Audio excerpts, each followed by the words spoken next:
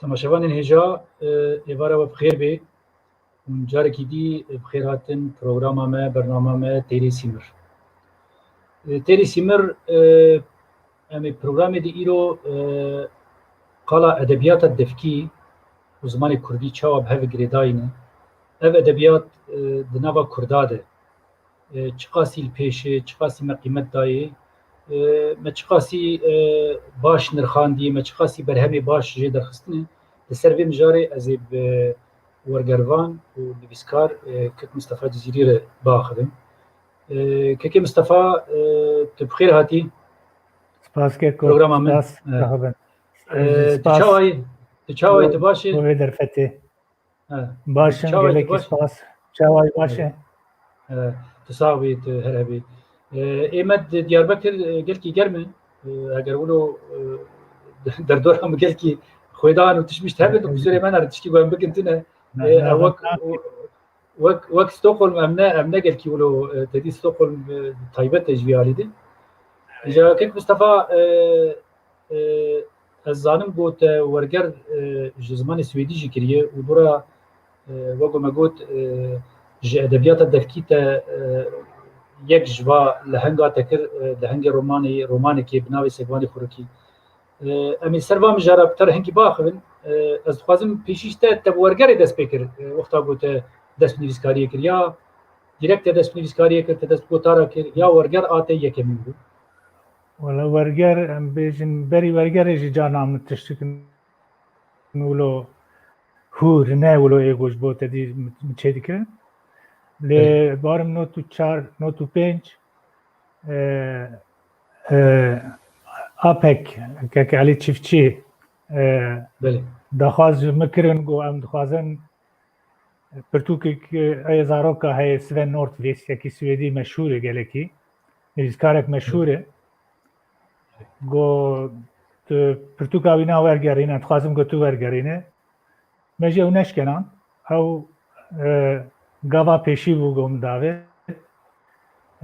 me çêkir û dûr me teslîmê wir kir û hat çapkirin dûr nûdemê daxwaz kir got pirtûkek ya Astrid Lindgren hebû nivîskarekî gelekî navdarê Swêdiyayê û Ewropa jî gelekî tê naskirin. Pirtûka wê na gelekî tedî pirtûkên wê li hema beş tevaya dinyayê jî belav bûne. Ew pirtûka wê me wergeran rastî jî hinkî wilo zehmet bû jî wergera wê na. Çima zehmet bû? Di ku di zehmetî te dît mesela? Mesela ji ber got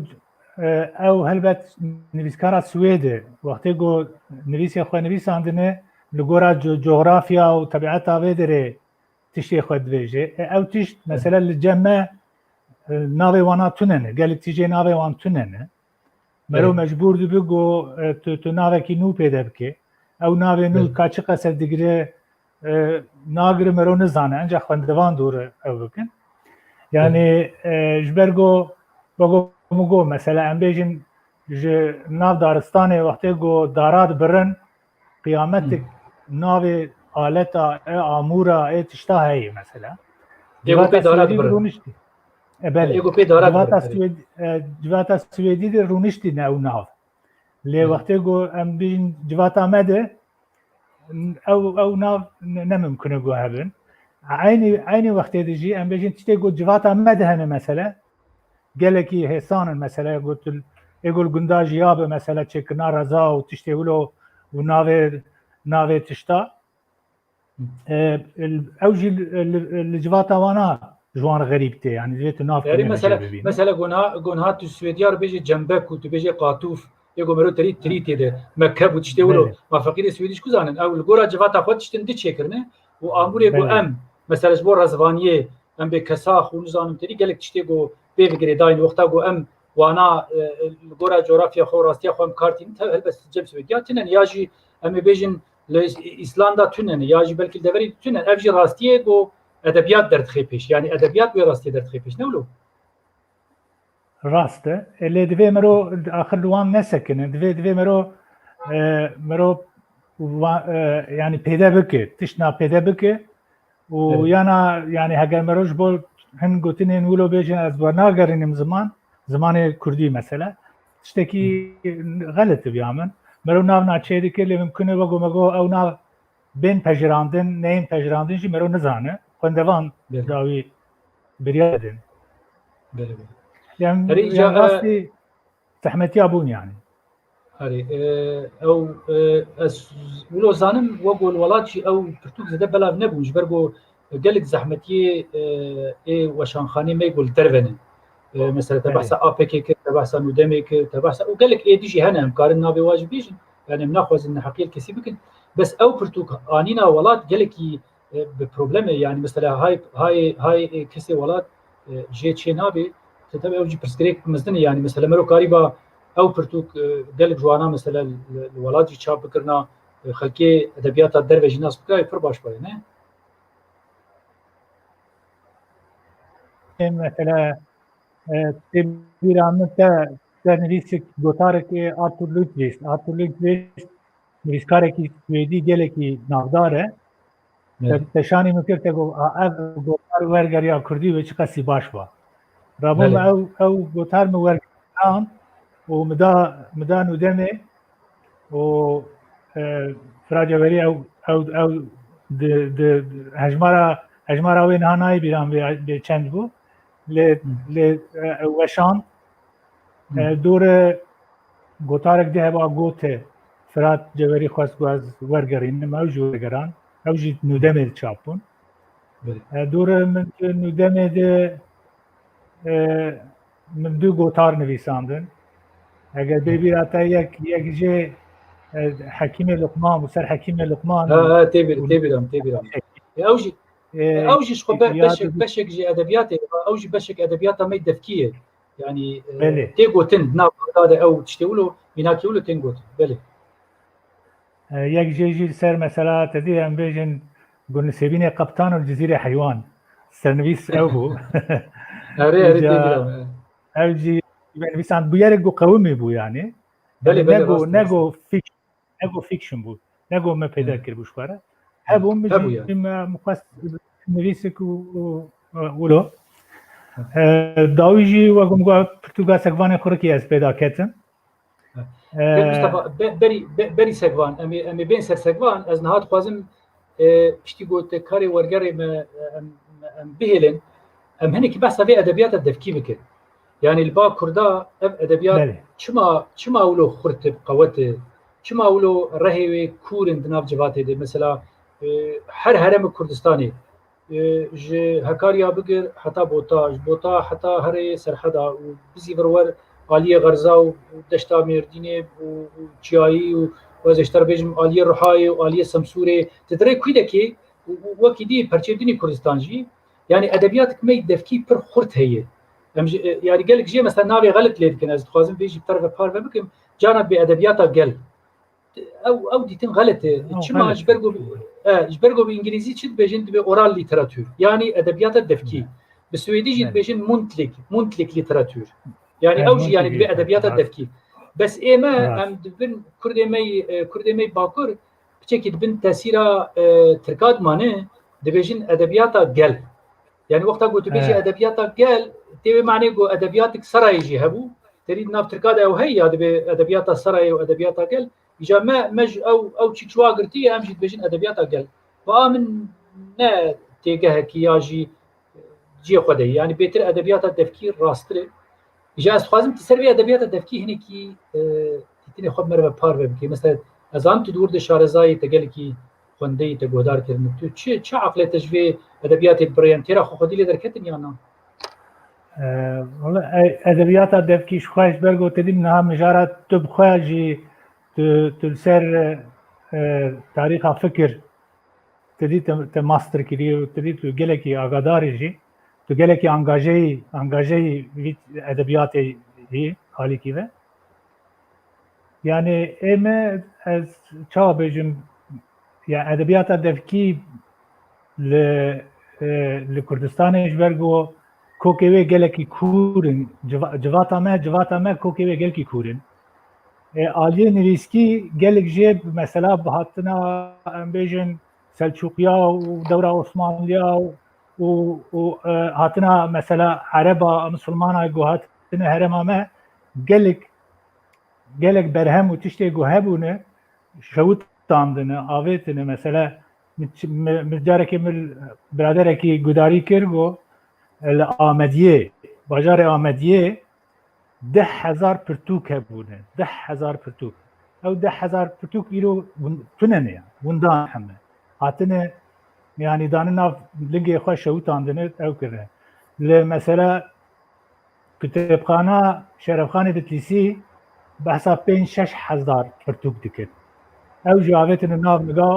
وقرأت الدولة العثمانية هذا إجا آلیه منی نویسکی گلکی جبر مرف کاربه جبر تعدیه جبر ظلمه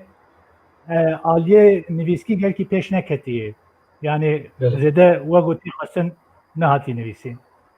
لی آلیه درکی او قصه خورتکو يعني ام بیجن جبوگو براستی يعني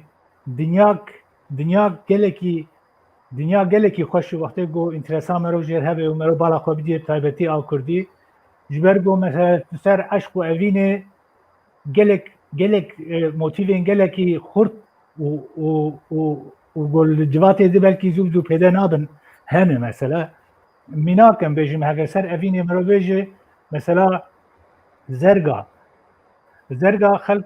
تدی مالبات آوان جی تی ناس کرن خلق هینا ناس دکن مثلا اویندار محمد آغی بو مثلا بیجن مرادو او کلی استران گوتی گلک خدره می عمری گلک استران بیجان جبرگو هنگی باندور کی گلک خود لوان کریه جبرگو جدردی وی مری براستی يعني او قصه اوینداری ویکو او السروي جان دايه اجا اف نگو چکریه تشکی گو هی مثلا کسی گو انترسا وانا هبش بقازم بنویسین رومانا و تشتا فرمو مثلا تشتی ولو ایگو يعني مرو کار بیجیم به سرپیهاتی او قصه خورت هنه لنوا کرداده تزانین اشکو مثلا بیجین مموزین شکو ذاتن هر کس بزانه مثلا اريو بخوشي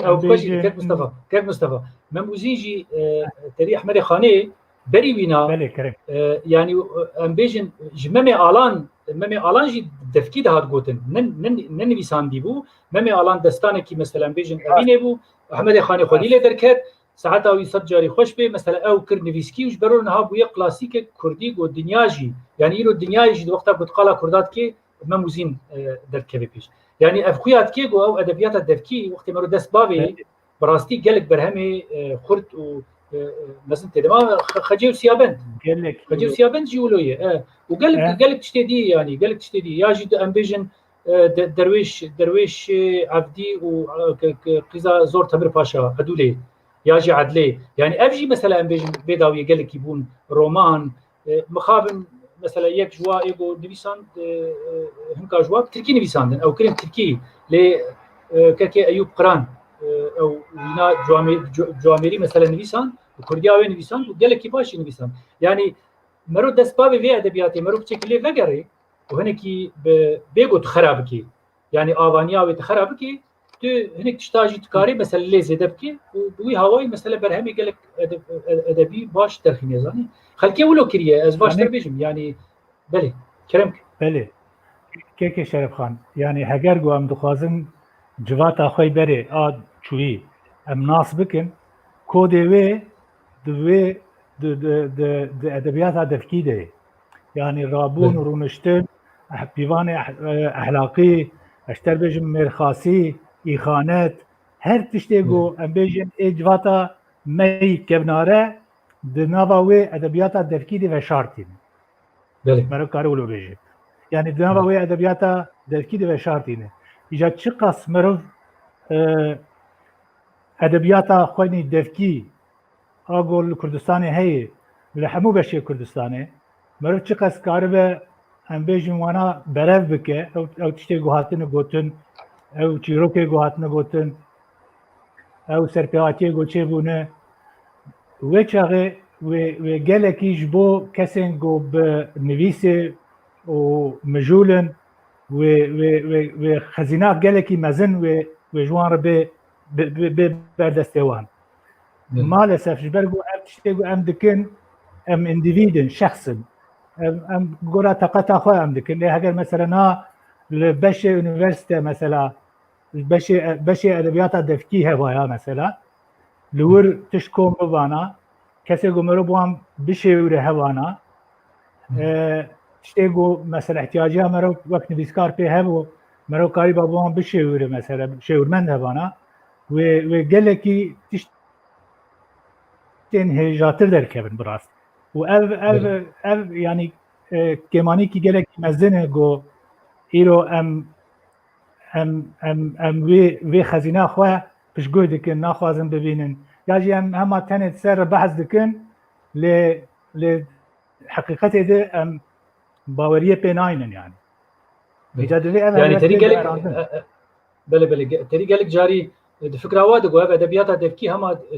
stranê du dengbêjan e. Newloyê hayê û xelas newloyê min e çîrok tê de hene we gotek gavadî kerim kir. Çîrokê ku nav gel de tên gotin bi hezara çîrokê Kurdan hene ku zimanê Kurdî pêş de dibin, psîkolojiya insana tê de heye, pêwendiya sosyal tê de hene, xerabî tê de heye, qencî tê de heye bi milyona ez karim bêjim li hemû seranserê Kurdistanê çîrokê wilo hene. Mesela heta niha ji hene xebat hatine kirin yani ne got bero inkar bike tiştê biçûçikin yani zêde belav nebûne. Mesela em çi qasî çîrokê mey aliyê Kurdê Sora ya êmê Zaza ya em Kurmanca dibêjim û ême wa hevre. Mesela me nedane hevdû gelekî. Ez ter bêjim mesela duayê ku bi Kurmancî de hatin kirin, nifirê ku bi Kurmancî de hatin kirin, ez ter bêjim stran hemû evana wextê ku dibîne cem hev ev dibin edebiyata devkî. Mesela tiştanok hebûn. Tê bîra te cana wilo terî me digo filan tişt me tarîf dikir, me tişt tarîf dikirin me digo nizam serê wî ev qaseyî û nizanim fikrê wî ev qaseyî û nizam çi erê tiştek me heye. Mesela ewana hemû ya jî ez tişkî dîş ter bêjim. Ez tişkî dîş ter bêjim terî mesela carna jê me wilo bi hevre em diketin nav nîqaşa me ka bêj erê rekeberiyê me digo ka bêj kerê boz li rizdê ziriya, kerê boz li rizdê ziriya de ka bêj. Yani ew zaroka govî de elimî zaroka govîna de elimî zamanê wa fesîh dibû. Garî bûn gotin rizde û kerê boz û nizam tirî ewana hemû garî bûn xweşik bigotina. Îro ew mesela zarokê me ji wan mehrûm bûne. Zarokê me got hatine bajara û ê gunda jî îro feqîra di nav yani rewşek negelkî baş de nifsanî. Yani ev edebiyat ne tenê stranê. Ev edebiyat çîrokên jî, duanê jî, ez ê ji ter bêjim nifirin jî heta nifir jî hene. Pêşiyane. Ev gotinê pêşiyane yani wexta mirov lê vegerê dewlemendî gelekî çî kire û bu wê re zimanê me pêş ketiye. Yani niha zimanê Kurdî ne bi nivîskî pêş ket. Bi devkî pêş ket zimanê Kurdî. Dura ez xwazim tişkî bînim bîrat. Yani niha naskirina civaka kevn heger em wêna nas nekin rastî em nikarin îro jî kesayetîk baş ava bikin yani. Kesayetiya got îro bê ava kirin heger qut bê ji berê yani heger xelkê me qehremanê xwenî berî 200 salî, 300 salî, 400 salî û her pêde. Heger wana nas nekin û wana şanezî nekin wê nikaribin kesayetikî xurt îro jî ava bikin. Heger îro hîna damarê van tiştê ê civaka kevn ji ber ku hîna hene zindî mane li derna bêjim berxwedan û mêrxasî îro jî heye lê çima em ê wê xezîna me ku heye em ê wilo bihêlin bikin ku bawelhewa here û bikêrî yani em divê xwedî lê derkevin yani. Em divê xwedî lê derkevin û wêna transferî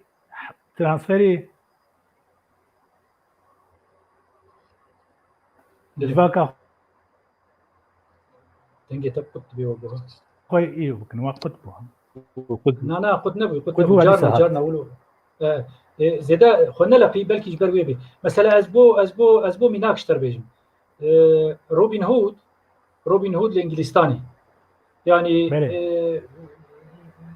sed sala 12-13 wa dikin wexta ku li Ingilistanê mesela bêjin قرالیت آوات آوکرین مثلا چیروکا روبین هود پیشی دفکیه تناب خلکیت تگوتن دورا بالصدا چیروک و رومان و فیلم و نظام چه سراتن هینجی از مبخو مثلا چند جاری بین شش فیلم تماشا کرنا حمل سر روبین هودن ایرو تیگه روبین هود لدنیای حمی بوی میناکا گو مثلا تری کسی گوش دولمن دادستینه و ظلمه قبول ناکه و حوالبند فقیر آیه مثلا بوی او الانگلیستان مثلا اوجی چیروک وقتا که چیروک کی گله کی نگل کی ولو مثلا بیشن پیش بو اما پشتی گو هات نویساندن و پشتی گو بلا بو ایرو مثلا دنیا هم وقتا گو بیش روبین هود تشتن تیم بیرامرو مرو زانی گو مثلا تری نرخ تید هي دیجی زورداریه حوالبند فقیر آیه دیجی دولمند آیه يعني خوازه پاروکرین جواتت بکی و گله تشتی ولو جوات امجد مثلا بیشن مقاله درويش كنا درويش عردي يعني مثلا كردكي يزيديه لبريا ويران شاري وسريكانيه دوي دقري عطشاني دري مثلا بيشيا عربي شمري وتركا تركمنا وبوار الشركه يلكي مزندكي يعني بناب عشيره من لادنه واوجي مثلا يرو ناب كرداد وقتها ودبي درويش عردي بويوك تشيكك يعني بويوك سمبولكي يعني تبي تشخاصه ميرخاص وتشخاصه قهرم جهاتيه وظلمي قبول ناكي وتشخاصه جريداي نرخي خوي مثلا ازقلك ملاك يدني ولو كارم بيجي مثلا البامه العاليه مثلا بابي سيرو تيغوتن بابي سيرو قال لك انسان نزانن كيه بابي سيرو تشما مثلا او ستران ولو بلا بويج الامده تيغوتن تو هر شرناقه تيغوتن تو هر جزيره تيغوتن هر دري تيغوتن بس كوكاوي كس نزاني يعني نزاني ببابي سيرو بخوا حسين اغي جرد بيجي وكريب حمد جزيري اري يعني نزانن مثلا سربيهات ياوي زيدا نزانن تاني وقت ستران هاي بيجن وقت دي تشيغناكن يعني زيدا امبيجن لي ناكولن كات شكو دركت شما دركت جبو تشبو دور ده حبكي قلسيامه هي ام تشيك بكن يعني ام هيفي بكن جو ايغو المغو دارتكن ايغو دوا خمخوري وا مثلا دوی مجاری دوا مجاراده مجاری گو مقال کرن حبکی بهتر چیک به هم کارن دوی ناویر بحثا حوالی کی می دی بکن حوالی کی می کرد ایران یا روجلات پرویز جهانی مثلا دستانا کرو کلک لعالیه جمجی و سرحداجی يعني العالیه مردینجی و سرحداجی گلک ابن ابو دنگه مثلا پرویز ساعتاوی خوش پرویز جهانی او کر رومان کی گلک هجا نابی بلیجانی او رومان مثلا برتي عجباندن برتي خوندن قال لك تشتي ولا هنا يعني مروك هاري خدي الوالر كيف جام بين سراته كيف مصطفى تشي جناب وانا تشي جناب وانا جناب فا ادبيات او مقاله ويتكل وقال كيف راه قالوا هي از اشتر بيجم صالي اسطان هي از اشتر بيجم بوزاغا هي قال لك اسكارم حزاره باجمير كرو كلك وقو مقوت از اشتر بيجم ايد انت یک جوان نقان بناوی سگوان خورکی از خوازم تو هنکی چما تا پیوش دی گوت سگوان خورکی بنقینی شخور بکی لهنگ رومان خوره چش بود چه یعنی چما تا او تایبت تا او نقان تکاری به هنکیش مره وکی شیرو وکی از خوازم تا گوتار بکن کرم بله از کارم بنا بیجم سال 1908 بله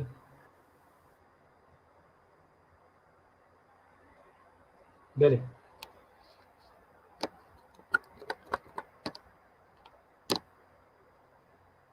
شو قيجار ناجي انترنت اقول جمكة مصطفى ولو زيدنا قال لك بقوته نجي بري برنامج ما وصفه سويد وتدي ما بو انترنت او قال لك خرته مدلي خو قشه وطن از الولايات من الكردستاني من بتقول لك مهري صحيح في جارنا خويا ما سويديا جارنا جي جبال خد خي خد ديالي دريتي ام يمكن جارنا وقتها قمرو دوري هبي كيف مصطفى چه بو وقو انترنت ته بروبلم تيد هي از چيك بكم ام لسر مجارة رومانا كيكي مصطفى من دبيبي و دوی ناویره چیکاوی چی به اینترنت آوی دریوتی دجمده جبرلو ناخوازن هیکی ولو چیک بکن یعنی تری از تنه یکالی بشتغلم هنکی چیکه yani teri ولو yekali ez biştağıl mes naxwaz mes karim gelek tiştafîj bile em jikek Mustafa re bêl wextê ku çîkavî çêbû yani interneta wî vegeriya em li ser baxin îca ev edebiyata devkî ku em qal dikin bi rastî mesela aliyê cem Kurdê me serheda zêde xurt qewetê kokê wê gelek dembêjê me gelek naskirî hen Şakir û bigir Reso bigir Hüseyno bigir vê dawiyê êmey êmey çîk derketin meseleyê wek saeta we xweşê wek delîl dînanar û gelek însanê dêstkar nabe we bejmir xwedî li wê ew mîrateya me devkî derdkevin û em bêjin li gelek deverê din jî aliyê Kurdistanê mesela Xerza ji vê alî di gelekî xurt zêde mesela dengbêjîkî pir baş û bûyer û mesela pevçûnê got nav eşîrê Kurda dibûne Pencinariya û Reşkotiya û Elîkiya û ez êşter bêjim gelek ê din remî yani duê devera Xerza di Silîvya gelek mesela bêjin tiştê hêja derxistine yani mirov li bendeyê mirov hêvî dike bu hevalê me got nivîskariyê dadkevin vana bigirin û yani wegu me gava dijî xal kir gav bi gav vana bixwazin berfireh bikin binivîsînin nehêlin got ew tiştê me winda bibin be ev nifşê me got bidû me tê bira ji wana mehrûm nemînin yani em dizanin got mesela di nav Kurda de wegu me xal kir berê jî bi hezara çîrokê nav gel hene yani gelek însanê me gelek nivîskarê me dirin mijarna dibînin mijarna got yani terî wilo zêde em nabêjin yani herkes karê her tiştî binivîsîne em ne dijî kesî ne bes wexta got mesela terî tu ji nav gel tişta bineqînî û tu serpêhatiyê we bi zimanê we dikarî li we vegerînî wê mîratek ji zarokê me jî bimîne zarokê me got nifşê me got bidû me tên yani sibehê deh rodî demek dî em bêjin zimanê Kurdî bibe zimanê perwerdê li Bakurê Kurdistanê mane divê em li va xebata vegerin û em bikaribin va xebata bi hawayekî pir baş bigihînin xwendekarê xwe got herin dibistana û ê got li unîversîta jî bin û ê got li deverê jî bin yani ji ber wê jî yani bi a min yek ji wan xebatê helî giring muhîm ev xwedî derketina vê edebiyatê ev edebiyat jî ziman e yani divê em vêne waz zanibin di wê edebiyatê de di wa çîroka de di wa serpêhatiya de di wa ez ê bêjim pevçûnê got nav Kurda dibûne evîna we her tiştê we heye kek Mustafa belê nan çêbû dîsa de baş me di wê navê re henekî behsa giringiya vê edebiyatê kir em çi bikin wiloyê te dest pê kiribû te got sala heştê û tu dûr ma Dêca vir sala heştê vir diwer sala 1980 dewra me gelekî em nava siyasetê de em gelekî aktif bûn tu ji wê çaxê tu hat wek mêvan Swêd hatim ne erê tu Swêd hat erê Swêd hatim û te tiştê got pêşî te pirsî te got ka Reşîd li kûyê Reşîd bavekî nê bila bê em rojekê em hev derbas kin rabû kekê min zibêr şandû Reşîd Zibêr Yıldırım Zibêrê Evdella Adile Süleyman Zibêr Yıldırım yani terî navê paşnavê wî îca wî bang kir û anî û em civat em rûniştî bûn û Reşîd dest pê kir yani ez barim heft heşt saeta texmîn dikim ewilo tenê wextê naberkî di dayê cigarak dikşand û berdewam dikir ew kaset jî hemin te dagirtin te ji xwe re terî te anîn dûr Swêd ya li wir sekvanê xurikî got wextê sekvanê xurikî got bi rastî ez wilo gelekî bandorekî gelekî mezin li min kir di wê çaxê de me biryar da got ev sekvan divê mero tişkî bike yani derbarê wî de tişkî binivîsîne wê çaxê belkî ez netfikirîm got ez kitabekê binivîsîne dê min got gerek ev qehremanê wilo nava Kurda de gerek merivlê xwedî derkeve û wîna bi nifşê xwe nû re bide naskirin ایجا وی چاقه دی ولو بمر مابو سال 8 دی يعني بله باشه دربع عسكري چه بو جوازه لونه چه بو هم مجبور بون هم درباسی عالیه بن خطه من پشتی وقتی که امور من دور غیامه کدبر سویده لجبر قالك كارو باري قوماوي دمي ذكر مرو فالا نلبو تشتيولو براستي جبو تشتيولو مرو فالا نلبو تبحث كيف مصطفى تبحث سياسه دي بك جناب درناك بي از باش لا لا اما ورسر سگوان خوركي ورسر سگوان وبالكدر باز دبي جناب كده دويا دويا صالح حشتي بو مدس بكر من ويسان من نویسند و تدیل جمع ما آراستی مقت ولو عجله جیلی ندکش بوگو چاب ببی آج بوگو او ببی و از بوم حسکری قهرمان می بو سگوان خورکی از رادزام سگوان خورکی مره بو از رادبوم مره بو از لجدر و باما الکوبا ما سگوان خورکی جدر مبرند دا يعني تدبوس سگوان مصطفى بله بله يعني ايه بله دیسا چلو بو قی تلاقی چاوات بیاد مثلا افچی ماولو ایرو شبولو پروگرام ماولو دريتي كاكو ببرن يعني تدي ندست مدي جبرگو ازو میوانی خو ام نزدیکا 4000 کیلومتر دوری هبن و جبرگو تسر اینترنت ارچید بي و تسر قالت تشتي درچید بي جامجي ولو بيجم قزاي ولو تشید بن دبي حكي بين اخو بمرف رابك جبر مثلا هوالك دي برسيد دارا تبيجي قالوا حتى انها لسر ايبو بقي باسيني كسي نبيسيه ايبو بقي باسيني من از ككي دارا ايبو جمع برسيه از اشترى بيجم جملاد كنيبر بوداري كدي وبراستي جو وقتا روس هاتنه آلیه کردستان آلیه میسر حدا ناو تدي قالك ظلم يعني ارمينيا منو بيجن يعني تشتراس جي دبي مرو بيجي ارميني بروسا ربون وقالك تعدا واكرن يبو بقي باسيني جي ستراناوي وسربيهات يوجي يك جوا ستراني وقالك نابودنجي من رحمتي مرادي كني قالك جاري غودار كر مرادي كني جي براستي قالك تشتي تيجي حق شي درتي مثلا مرادي كني قالك ستراني عادي حرم ميسر حدا قالك باشي بيجو في نظام جبرتشي جبركو مثلا بيجن شيخ بيري زراب بيجي اشترى بيجن سيري بيجي سيرا كوديسور مثلا بحثا ولاتي حسن او حيدر كي قالك جاري از بيش ور بيج من حوالي حسن او حيدر اجي توصل قالك نابودا جواب برسي ويرى سيري جبو هينا بملك ولا سربيسان لم يتشكل بيج سربيسان دورا كتبتوشي نديت كو تاني تنبيجي ما يبرنيت يكشي برادي كني يكشي محمد علي كرتوسي يكشي حسيني ومي أوانا استرانا سيري بيجن والهرم في فرتين عسكر حتى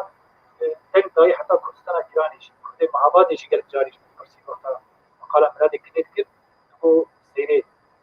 استرانا سيري وعدي مامن إجا شروع كواد قالك يعني عسكرية يعني أذكار بيجن ببرادو قالك مستعي هو إنسان يقول ليه بدار باور كسي کو چیک نباید کسی کو يعني كتير باندوراوي تسيراوي هناوي نمايا شنو يعني قالك انسان ما مثلا قال ما في وقتها كما سيرت كود باور كثير كود كيام بيرد وي كرو سيري وي يعني يقولوا ناو جبهه كرداد عاجبه قالك تشتكي ليش تشوف ليش كان زي بيتكم هنا بك هر شيء بسكياوي هنك بسكارا بيتا والمسكية شروكا سيدي بس يعني نل قراوي كرانيا ومرو مازي بودك يعني قالك استراني ما يقولوا ساعتي سرحدانا مثلا جبلية بيلي هكاريا يك هو دستاني دای کل هر بلد ناس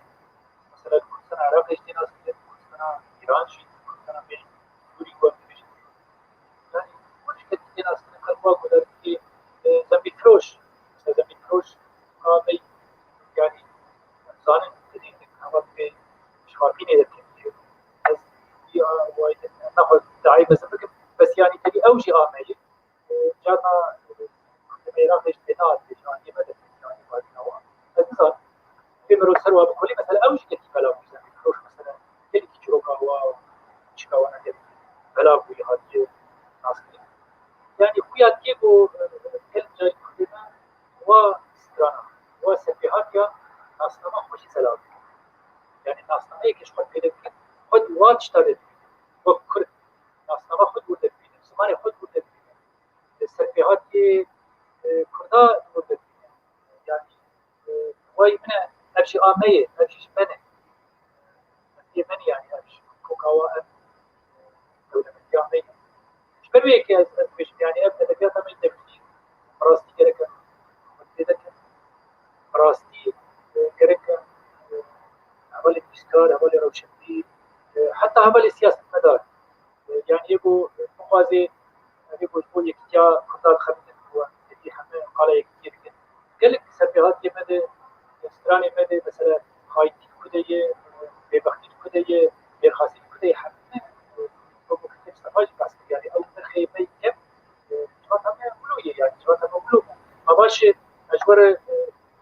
هناك تبدأ ما السبب يكون يعني مثلا أدبياتها يونان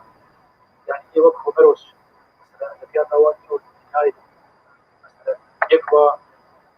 الهم يكون مثلا نهاية حكيتين أصلا مثلا هوميروس نقوله تسبيكر نقوله تسبيكر يلو الدنيا بيشتغل شيء وقرآني محلي زي ما تقول يجي هوميروس مثلا في السلام شيء كل شيء يعني إما أمكلك مثلا زيادة ترينكوني لأب ترينكي قريب بسبب وأمكلك هذه ريكوبيك ترخ يتفاش ترخ أصابش برا يعني حركة سربانات قبالك وبشاري جداشي حوالة الاسم أنا كلام يعني مثلا آمن هي أدبيات التفكير مش تفكير من ترخ أو أدبيات التفكير قريب الباسي ممكن وما نشي ترخ شروكا شي ترخ ما شي شيء ممكن بشك ناسنامه كردا آنه وقت إرادة كي نتوقع الوقت أولو بي فآمن أني قريب كلك مخيفاش زانه الو زانه كمبيوتر ما نما يعني قد بجاره جايف تليفوني ابريا تليفوني قريدان سرينا أنا إذا منا مصطفى دفيت حبكي سبك هري الناس تجي منه دوام بك والسر كتاب أخو بيتر بتاعي باشتر دبي بلي يعني تسبيك سال نوتي مدرس نویساندنا ویکر و من نویسان ل پاش داتا دوندا بو خرابو از چند ساله که من قد تدی ولا سکنیم يعني از راوستیان دور مدیسا بریاردم مکو گرک سگوانه خورکی بین نویساندن از بینا ولو نهیلم جارك دي نویسان فرماتا گنها آنا بكتي جبو خندوانا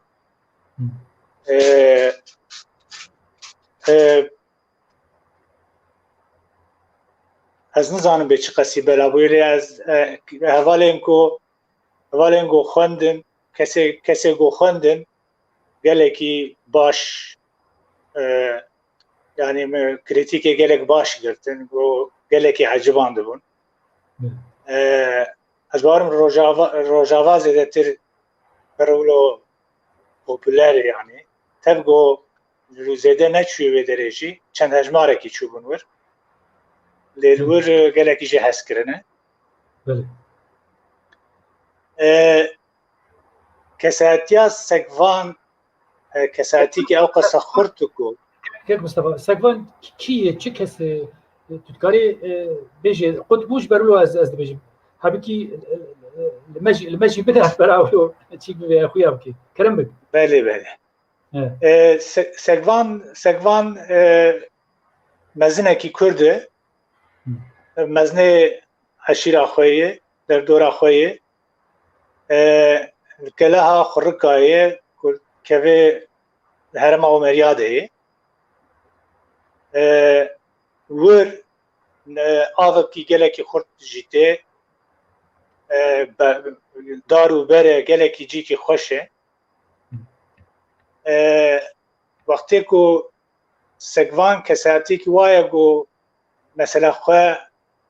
زیده نه یکی گولو سر خلکی خواه قربه که یا نزان خود که وک یکی جوان یکیش خلکیش ریزه ده وقتی گو پیویز دبه خلکی وینا گوتنا وینا تجاری العرده ناخن گلکی حسکریه یعنی کساتی که گو ناوا خلکی ویزه بدل و جان همه پیوگری داینه وقتی گو او مثلا هم بیجن لو که عمودی درگیسیا خود روینه گوبوی بوکا امین پاشای مردینه درن چند جاترن ناف عربات چند آلیه شنگاله آلیه ده کس لبه داره باوری وانا نای گوبی وانا بحمینه آشی بریار دادن قمری خاتون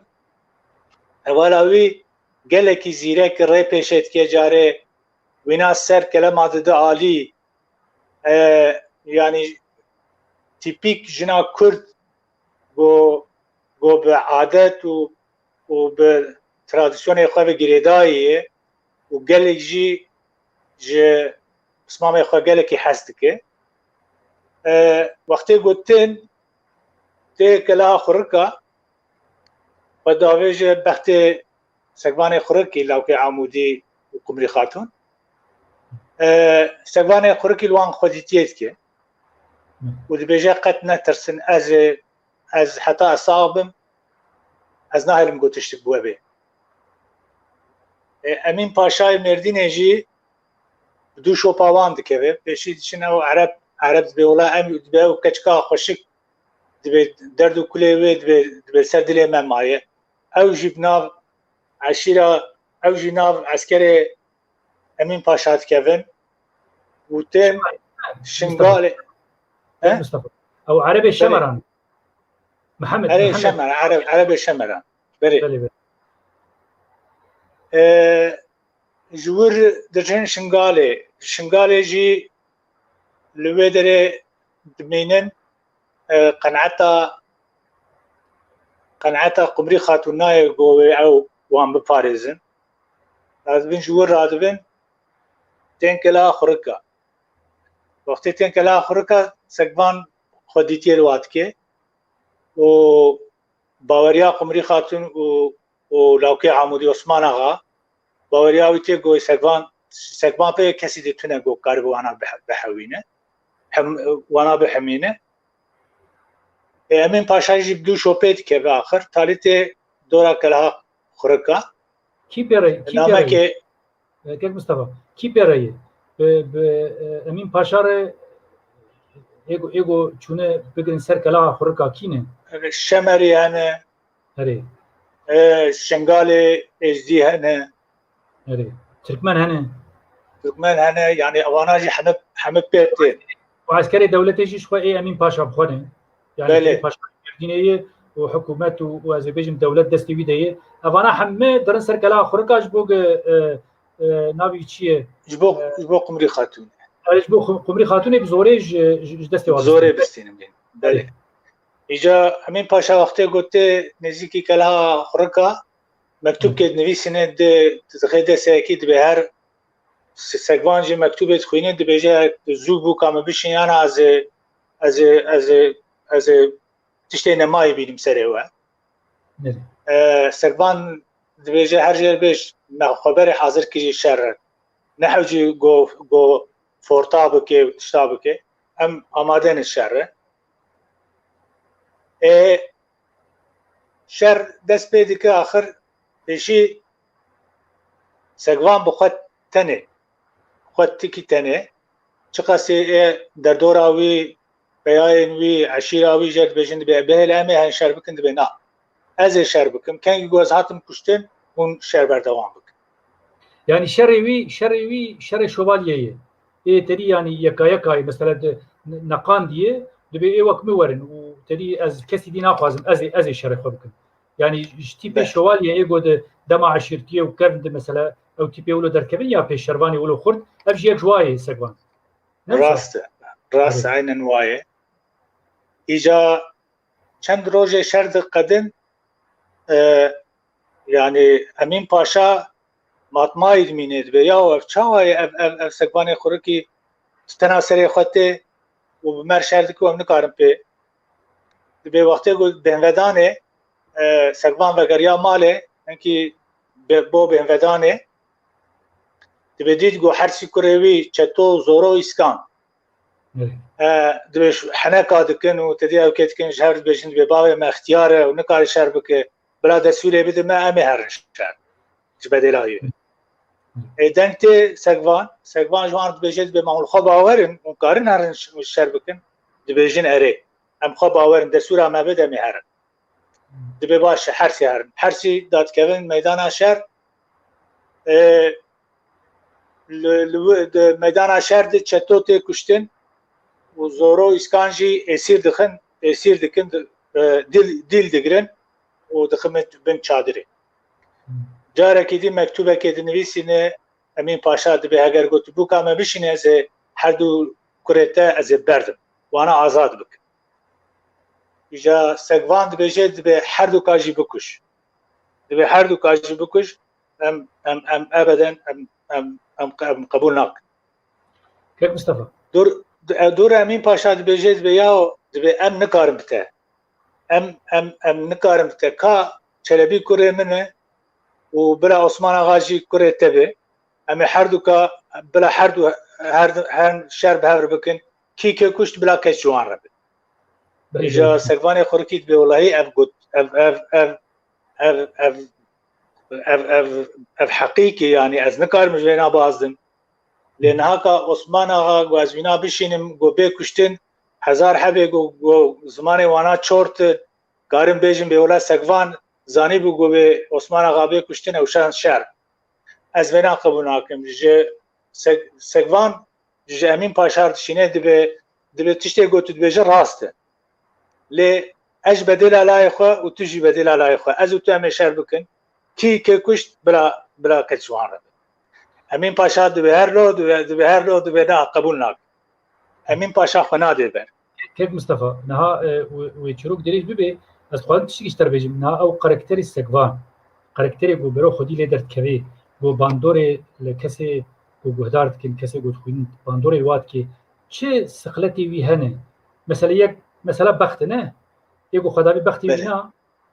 مثلا بخته دو ظلمه قبول ناکه يعني اوجي قال لك تشكي مهمه جبرقو مثلا امين باشا تمثيل كاري دولته لمرديني دما عثمانليه تخمينامه ويقولوا به يعني مثلا بيجن دولة بشتويه دور عربي عشيره عربه وهناك يزيديه ما وهناك تركمانيه جوشاي هنا حمد بن يك ودي ساجي تشيز نابي يعني بروبلم قوي مثلا بيجن تشيز نابي او كاركتري ويقود مرو هنكي بحث بكي باش بتشيد بيجي بله يعني ام بيجن مثلا بالا خو بدي يجبرقو قناعتا وير باش رونانه جو عثمان آقا کاره شهر باش بکه و کره امین پاشا بکشه اجبرگو قناعتا وی باش نایه روی تشتی دبر امین پاشا دبیجه اج بدلا کره خود اج بدلا کره خود ازاتن کره وی یک جهاتی کشتن دو حبجه جی دیل هاتنه گرتن ده داوید عثمان آقا ته حضور سگوان خورکی جد به اگر تو دستوری بده از خوازم دا کرم شهر به کره امین پاشا ایجا سگوان خوراکی جه لید نره باش وی جه سری حتا بنی وی راچاو دکه دبی ماتلخوا باوری تو کاری یعنی تو کاری زور آوینا به توی بکوژه دبی ولی از کارم و تو دستور هم بده از کارم دبی باش لا هم هر شهر ایجا عثمان آقا داد که به شهر او چلبی عبدود بنو تینن عثمان آقا چلبی تکوژه قمری خاتون ایجی داد که به دوی ناویره به کاز بنر منه به کاروشا اسمامه میچی چاوای چی دکه داد که به ور وقتی گو چلبی تی کشتن عسکری امین پاشا در دور آوانا حمید دگرن در دور آوان دگرن و تخوازن گو تدی تشتکی بسری وان دبینن ایجا قمری خاتون جی رادجه شوره چلبی و عثمان آقا هر دو مل ددن هف مل بمل شر وانات کن ابی دوین آوره دیجی سگوان خورکی گلک آمده کاری مزن چکرنه یعنی امبیجن گله در دور بانگی تدی خلق گوهتن هواراوی جم سگوان سکنینه سگوان دده پیشا وانا و ایریشی وانا دکن ایریش دکن وان دشکینن زورو اسکان خلاص دکن و عسکر امین پاشا جی همیش دستلانین دکوین و خورادستی سگوان خورکی دکن سگوان خورکی جی بیا و شروان خورد بیجه بنر کسی که جوانا نکوژن اگر اون گوتنک نخوش اون جوان کسی گودیل هات نگرتن اون بکن از وعفوناکم از ودست حراموک ایجا همیجی امر سگوان بجیکتینن کس یعنی کسی بریندار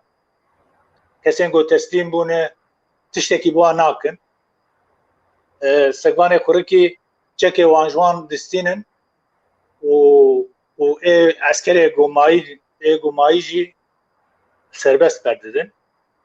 وانا آزاد دکن یعنی از باورم تقول که خوش بناف دره لی ام دوی بچکی هنک تشتی دیجی بحث بکن یعنی مثلا سگوان دستانا سگوان خورکی ده وقتا گمرو هنک مرخاب بخوازی ترخی پیش یک جی یعنی مثلا بیجن هلوستا سگوان بخویه هاد دوا مثل دولت وقتا گو تمثیل کار دولتی تخوازن تعدیل کردا بکن هنک کردی دیجی مقابلی واب کارتین افجی دورده جی سگوان مثلا بیجن ایگو حوالی وینه هنو وگو تکرم کن جی کله در دوره تین هوارا سگوان و دبن سروکاتیاوی دی شرب وارد کن لیجالی کی جی مثلا ترکمن و ایگو تمثیلکار عثمانیان او جی هجوم دبن سروانا والحاصل داویده همکارم وی بیجن یعنی چیت بیجن هپی اند بیجن یا بانگلیزی یعنی بخوشی چیک دبی و قمری خاتونه و سگوان دیگهن هفدو و سگوان مزنه کلاهای مزنه جیه خویه و عثمان آقا جی وی هوایی بدگره عثمان دبی آقای یا جی مزنه عشیره خوش وقتی گفت اری همکارم لو بیجن چند دقیقه میدی مانه از خوازم يعني قال لك تشتي دي هنا قوم ببين مخابن او مثلا ما يقولوا قطبو حبكي تدي تشي كيش لما تشبيناي خبناكي يعني مهم كردي ما هم في بيجن كردي ما بقوه بدن بادبياتا قود ناف قال مد راهي وين برخورت هنا هم خدي بنا دركم هم بخوازن بينا پیش خيدين اي مز بيجم ساعات تخوش بي و ما صحبتك باش ما در باز كده از باورم قالك تش ما قوتن تشكي قوتو داويد خوازي بيجي هي امي دريم نا قطبو يعني قطبو تدي تشتي قومرم تخستم بيجن ام تام بير نگان قوم همي بيجن جي برتوقا خود قاري پیشكي تماشا واسقاني خورك تهيج پیش نكر اري خويات كي كيماني خويات كي اري سگوان خورکی صد رحمل گوراوی به بله خویات که مصطفی بله ام هیوی دکن گو گلک لهنگی وک سگوانی خورکی نرخی وینا نرخی گو او تمثیل دکی هیم بهتر نوا کرداد بلاو به کرد خودی وان نرخی خوی کم درکوین براستی مرخص کردا پرن براستی نرخی کردا ای کور ای دیروکی گلک هنه ام چقا خو ناس بکن ام چقا سی خو جواتا خو ناس بکن ام او قاسی جی کارم خودی کردکی خود درکوین و خودی دوزانه توا خود درکوین که مصطفی گوتنا تی داوی هبی کرم بیش خودی گوتنا داوی من ولو حزر ذکر گواز از پیچکی هنه کی بحثا عمه گوزه بکم او جی قهرمانه کی قهرمانی شهید بو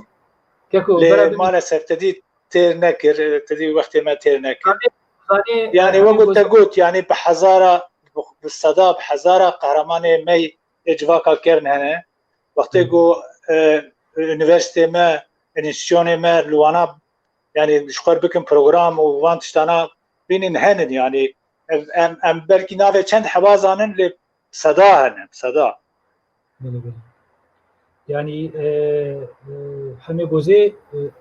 بيجن همه گوزه بيجن يعني ولو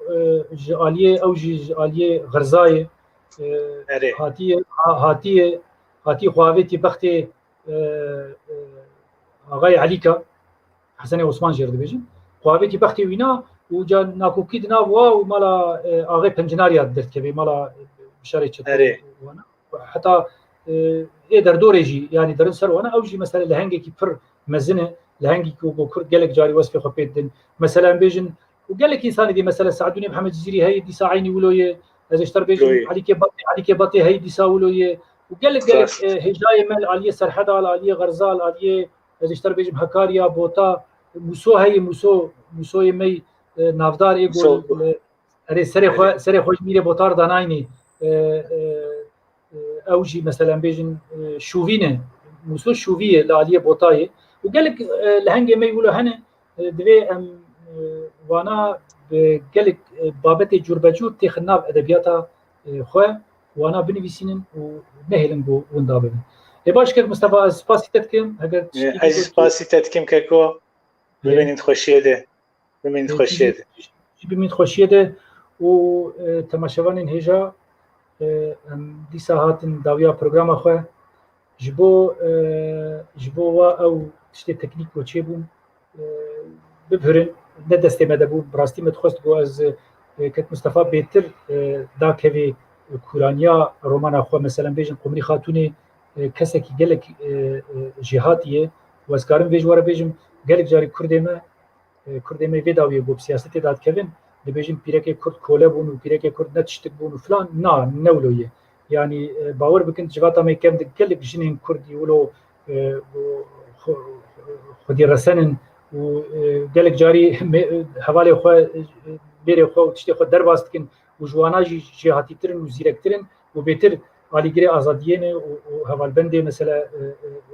شخصيات اخون جهنه ولو كتبر ام نبيجن ولا جني كرد كتين وجني كرد نظام چن نا جوات امد گل كردي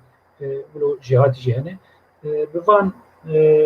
قلتنا از دخوازم داویل پروگرام خو بینم سپاس هوت کم جبوگ و صبر مرکر جارك دي سپاس جبوگ و او